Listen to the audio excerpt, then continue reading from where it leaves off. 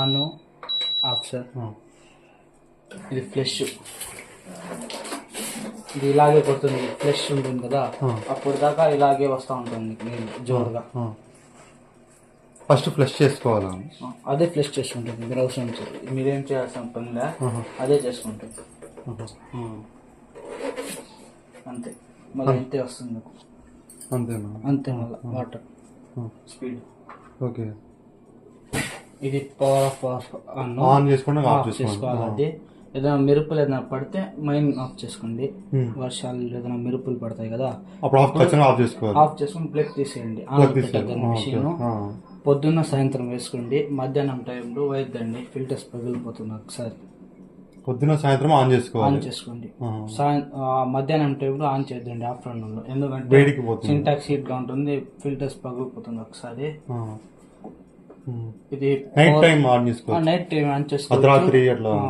మీరు ఎన్ని రోజుకి 15 అది ఆన్ ఆఫ్ అది చేసుకోవాలి. మధ్యాహ్నం ఆన్ చేయకూడదు అంతేదమ్మా.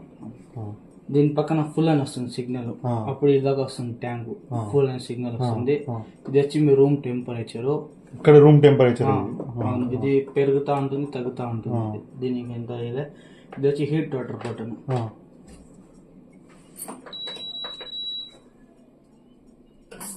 ఇలాగే ఫుల్ అని వస్తుంది, ఫుల్ అని వస్తుంది.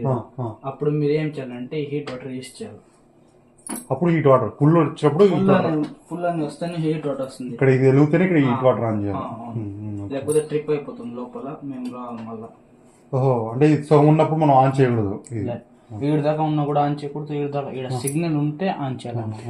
మళ్ళీ సిగ్నల్ పోతే మళ్ళీ ఇది నీళ్ళు ఆడుతాము. మళ్ళీ సిగ్నల్ పోతే ఇక్కడ మళ్ళా ఒక 5 minutes మళ్ళీ నిండిపోతుంది కదా. ఇది హీట్ వాటర్ ఎలా చేయాలంటే 2 seconds ప్రెస్ చేసుకుంటే బీప్ సౌండ్ వస్తుంది. T10 45 celsius వస్తుంది, 80 celsius వస్తుంది. మీకు 45 కావాలంటే 45 పెట్టుకోవచ్చు, 80 కావాలంటే 80. 2 seconds పెడితే 45 అవుతుంది. ఇది రూమ్ టెంపరేచర్ కదా, కొట్టుకొని 45 వస్తుంది. మళ్ళీ ఇక్కడ 30 ఉంది కదా, 30 నుంచి పోతుంది 31, 32, 33, 34 దాకా పోయి 45కి T10 పెట్టుకుంటుంది. అప్పుడు మీరు ఈ బటన్ నొక్కి ఈ వాటర్ తీస్తే హీట్ వాటర్ పడుతుంది. 45 అంటే గోరు వచ్చేగా హీట్, 80 కావాలంటే ఎక్కువ హీట్. కొద్దిగా 2 seconds పట్టుకోవాలి. మళ్ళీ 2 seconds ప్రెస్ చూసుకుంటే హీట్ వాటర్ వస్తుంది. మీకు నార్మల్ వాటర్ ఎట్టైనా యూజ్ చేయొచ్చు. ఎప్పుడైనా దీనిలో నీళ్ళు పడితే కొద్దిగా దీన్ని నొక్కి ఇట్లా తీస్తే వస్తుంది.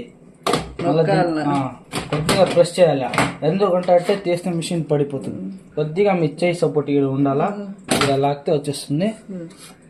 అది క్లీన్ చేసుకోవాలి, తీసి క్లీన్ చేసుకోవచ్చు అంతే. దీని మీద 1 లీటర్ పెట్టాలి స్టోరేజ్. 1 లీటర్ ఎక్కువ ప్రెస్ చేసి 1 లీటర్ కంటే ఎక్కువ పెట్టుకోవాలి, ఇరిగిపోతుంది అది. ఓకే. ఇవి లోపల ఫిల్టర్ వస్తే సంవత్సరానికి ఒకసారి వస్తుంది మీకు. ఆరెంజ్ లైట్ లో బీప్ సౌండ్ వస్తుంది. రోజంతా వస్తూనే ఉంటుంది, ఇంకా చేంజ్ చేసి వరకు వస్తూనే ఉంటుంది. ఇప్పుడు రాదు, అది మార్చుకోవాలంటే అట్లా వస్తుంది మీకు. అప్పుడు మేము వచ్చి ఫిల్టర్స్ మార్చుకోవాలి. ఈ సంవత్సరానికి ఒకసారి లోపలికి చేసుకోవాలా? అది 3 నెలలకు ఒకసారి. ఇది 3 months ఒకసారి అంటే ఇది 6 months ఒకసారి. 6 months ఒకసారి ఖచ్చితంగా చేయాల్సిందే. డస్ట్ ని బట్టి డస్ట్ బాగుంటే మీకు వచ్చేస్తుంది. ఇది 300 అవుతుంది అన్నారు. ఇది ఎంత అవుతుంది? స్మిత్ కంపెనీ అయితే 400 నుంచి 450 దాకా. ఇది 6000 అవుతుంది లోపల. లోపల ఫిల్టర్స్ మార్చుకోవాలంటే సంవత్సరం మార్చుకోవాల్సిందే, మార్చకుండా ఉండకూడదు. ఫిల్టర్స్ మార్చుకోవాలంటే మీకు 5750 అవుతుంది. ఏఎంసీ చేసుకోవాలంటే 5750 అవుతుంది. ఫిల్టర్స్ మార్చుకోవాలంటే 4000. అంటే కొంతమంది సింగిల్ ఫిల్టర్ మార్చుకుంటారంట కదా. ఒకసారి ఇంటిగ్రేషన్ వస్తే మొత్తం మార్చాల్సింది. అంటే వచ్చి చూస్తాం ఫస్ట్ ఎట్లా ఉంది. ఏ ఫిల్టర్ పోతే ఆ ఫిల్టర్ ఒకటి చేంజ్ చేసుకోవాలి అట్లా. అదే అప్పుడు చూస్తాం, కండిషన్ బాగుంటే చూస్తాం, లేకపోతే సెట్ మార్చుకున్నాం. ఎందుకంటే ఒకటి మార్చాం అనుకోండి, ఏ ఉండే ఫిల్టర్స్ వీక్ మళ్ళీ దీనికి పడుతుంది. దానివల్ల సెట్ మార్చేస్తే మనకు బాగుంటుంది.